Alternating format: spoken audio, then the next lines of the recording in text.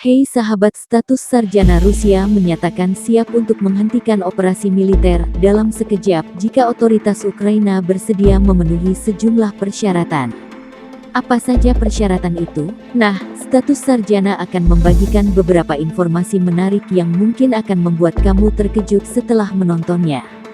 Penasaran? Mari kita simak. Rusia mau berhenti invasi asalkan Ukraina memenuhi beberapa persyaratan versi status sarjana.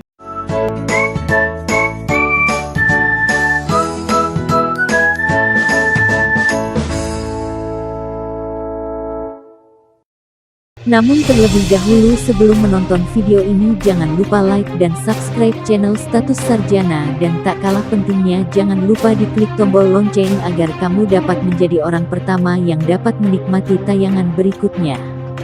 Seperti dilansir Reuters, Selasa, tanggal 8 Maret tahun 2022, juru bicara Kremlin atau kantor kepresidenan Rusia, Dmitry Peskov, mengungkapkan bahwa seluruh tuntutan Rusia telah dirumuskan dan diserahkan dalam pertemuan pertama dan kedua antara delegasi Rusia dan Ukraina di perbatasan Belarusia pekan lalu. Pertemuan ketiga diketahui telah digelar pada Senin, tanggal 7 Maret tahun 2022 malam waktu setempat.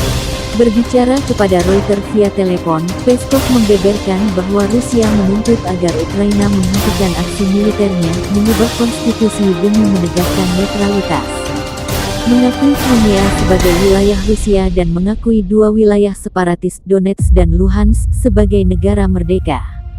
Itu menjadi pernyataan Rusia paling eksplisit sejauh ini tentang persyaratan yang ingin diterapkan terhadap Ukraina demi menghentikan segera apa yang disebutnya sebagai operasi militer khusus yang dilancarkan sejak tanggal 24 Februari lalu.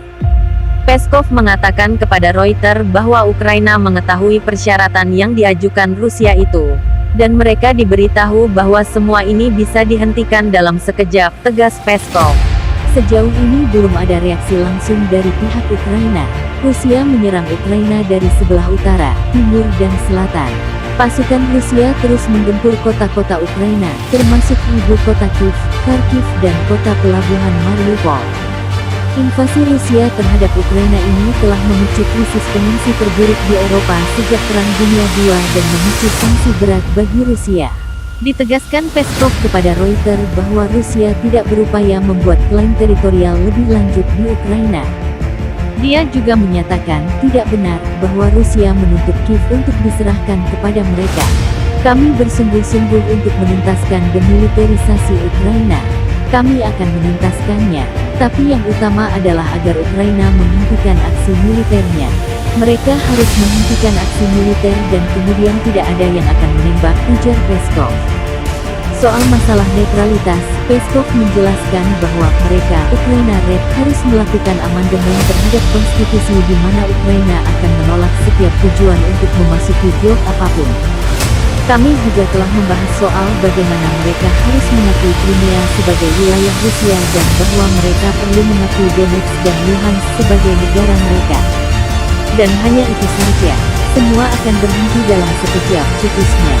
Menurut sahabat status sarjana, apakah persyaratan tersebut cukup kurang atau berlebihan? Sebutkan jawabanmu di kolom komentar dan sampai jumpa di video status sarjana berikutnya.